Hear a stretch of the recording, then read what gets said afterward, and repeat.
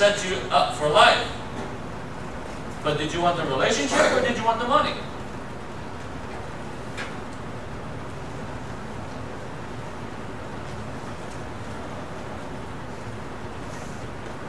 The scriptures, God's word declares that we love Him because He first loved us. We love Him because He first loved us. That is the prime motivator and the prime motivation to follow Jesus. Now, we're going to keep reiterating this theme a while, but I'm just going to set that in place and then continue. But that's it. We love God because He first loved us.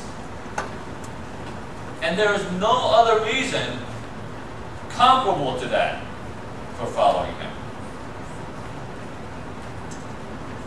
Alright.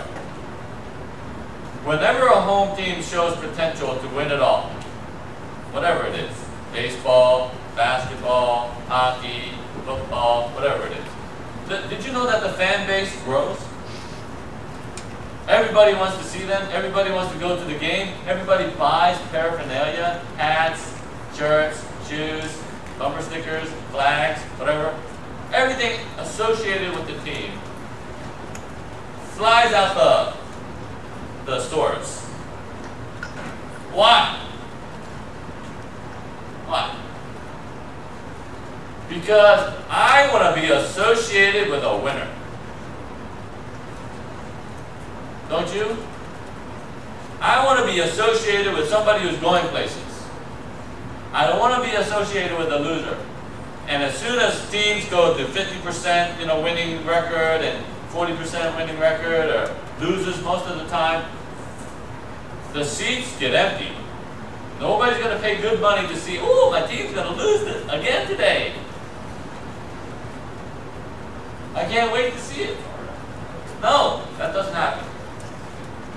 So,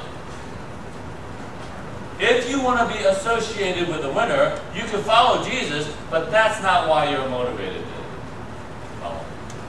He's going to win. We know that. Evil's going to lose. Satan's going to lose. Everything about the universe and about the earth that's negative is going to be gone. And Jesus is going to take care of that. But if you're motivated because you're going to get comfort for all eternity, the wrong reason. Because then you won't like it here. You don't want to follow Jesus when He makes you uncomfortable. Why? Because you're looking for comfort. You're looking for ease. You're looking for all the negatives in your life to go away. It's not going to go away. There's no way to teach you what eternity is going to be like, what righteousness is, unless you get uncomfortable. I mean, here's the teaching of Jesus.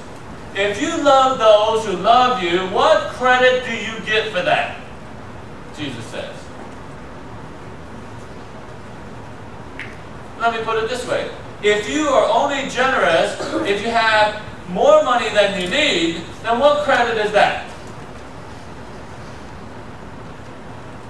Recently I've been convicted. I said, should I be giving away this? But I don't have enough. And I'm going, well, if I only give away out of surplus, what credit is that to me?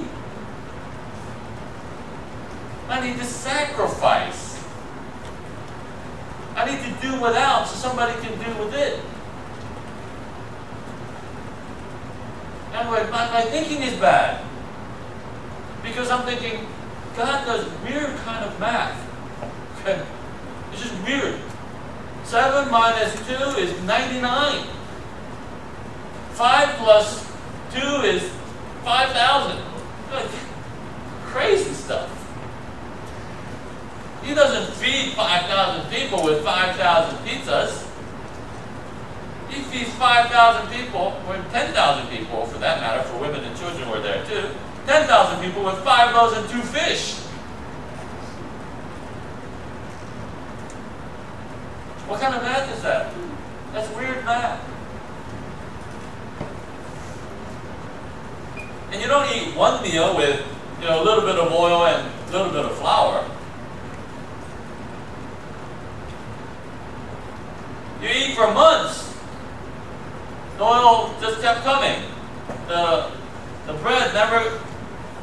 gets depleted until the rain shows up. I mean, that's the kind of math he does. So if our bank account is $120 and you subtract $90 from that, it ends up being $500. I don't know. God does weird math. He doesn't have straightforward math. So here, if you want to be motivated by something, be motivated by the reality that Jesus does funky math.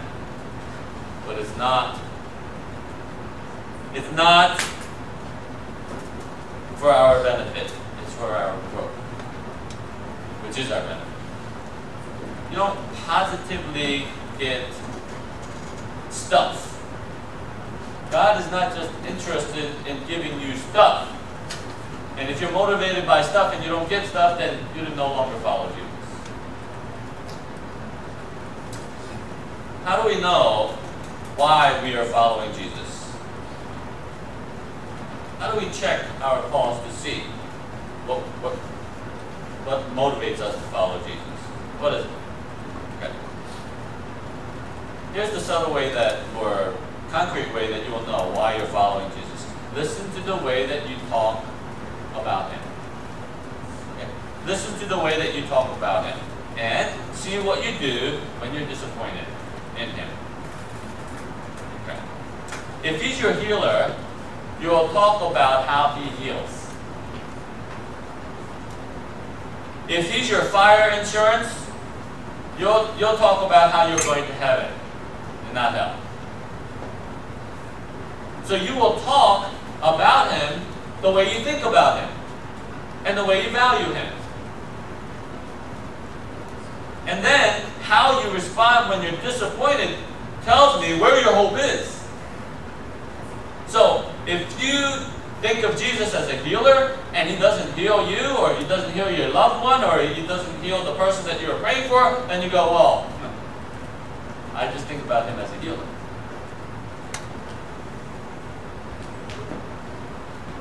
If he no longer heals, no longer does miracles, then you'll be disappointed. And you won't want to follow him. You'll be able to check what motivates you to follow him by what you say about him and how you respond when you're disappointed in him. So check your motivation. What motivates you to follow Jesus? Is it fire insurance? Is it heaven?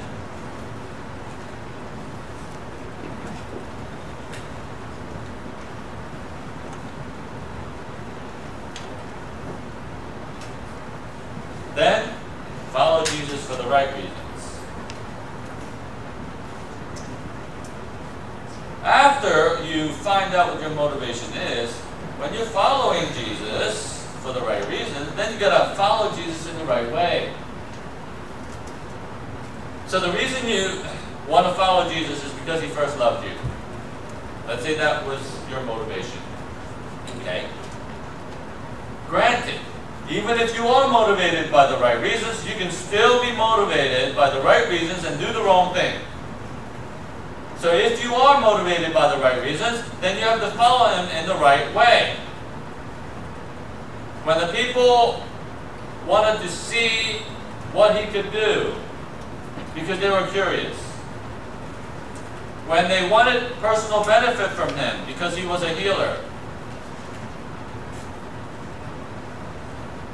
And when the demons wanted to honor Jesus by prostrating themselves before him. Those may be reasons, maybe even good reasons, in their special way. But are you taking those reasons and following him in the right way? The disciples were there because they were being obedient to Jesus. Jesus told them, follow me, and they followed him. They were being obedient. Everybody else who was there was serving himself. They were motivated by stuff, and so they drove, they walked, they rode, they took time out of their busy schedules, and went to Jesus. But it was all self-service. More often than not, we are serving ourselves than we are serving the Lord.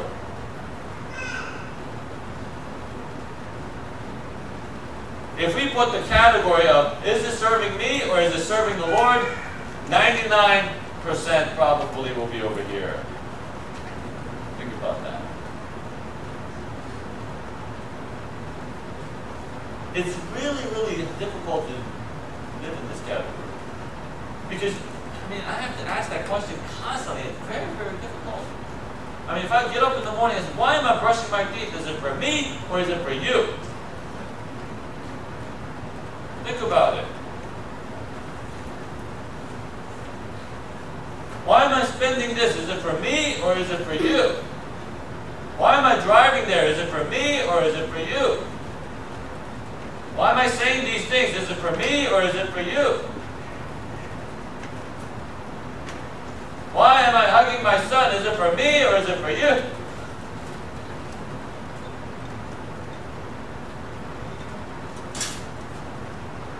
A simple thing like hugging a son or a daughter could be personal reasons. A simple thing like paying for a drink could be for me instead of him. Now think about it. If Paul says, whatever we do, whether we eat or drink, we do for the glory of God. If we do it for the glory of God, we're doing it for Him. If we don't do it for the glory of God, we're doing it for us. It's the right thing, it's a good thing, but what motivates us to do it? And in order to do it correctly,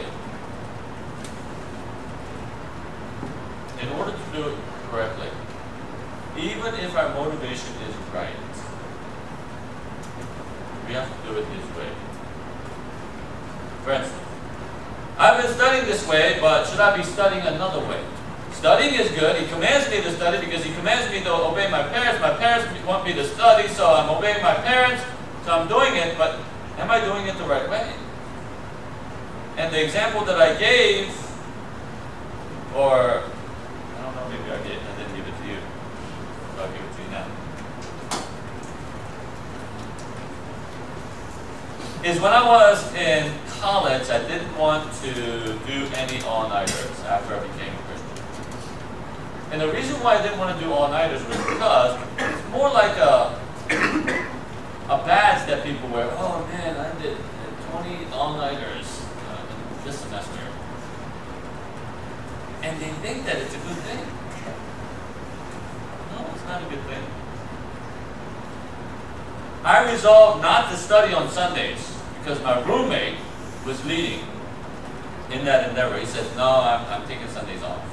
6 days I'm going to work and 1 day I'm going to take off. So I took Sundays off. You know how hard that was? But I said, everybody thinks my roommate is crazy for doing that. But is he doing the right thing? And is he motivated by the right reasons? I said, if it's biblical, I'll follow it. If it's not biblical, I won't follow it. So I was motivated by the right reasons, and I thought I was doing the right thing. I believed I was doing the right thing. I said, what does a godly student do? How does a godly student study? How does he honor God with his studies? He manages his time. He does only the work that he needs to work. And he doesn't overwork. He gets rest. And he leaves the grades to him. So that's what I think. So, I have to do it in the right way. Talking to my parents this way, I should talk to them the way that God wants me to talk to them. I talk to my kids this way, but I should talk to them the way that God wants me to talk to them. I treat God's people this way, but I should treat them in the way that God wants me to treat them. See, if you avoid people because there's conflict, let me tell you, you're not doing what God wants you to do. God wants you to reconcile, especially with believers, especially with your family members. If you're not, you are not following God His way.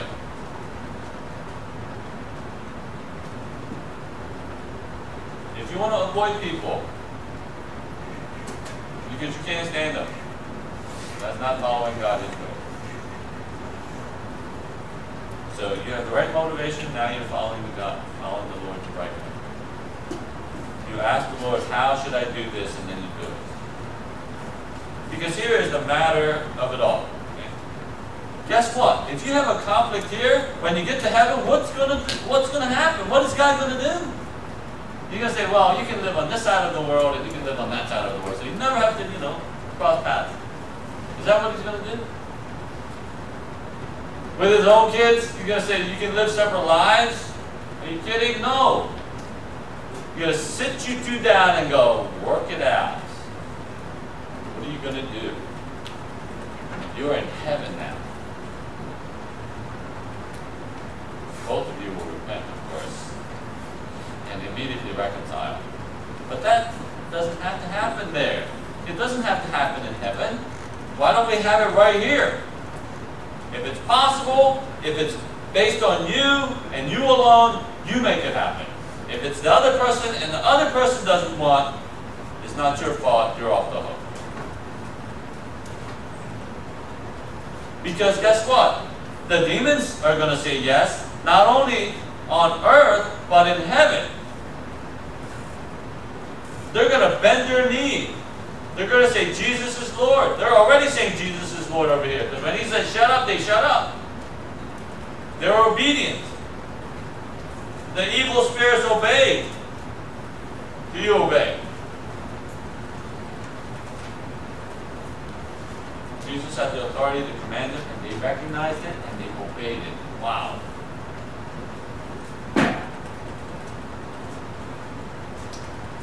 If they don't obey, they know what the consequences are. I mean, it's amazing that they obeyed just on the authority.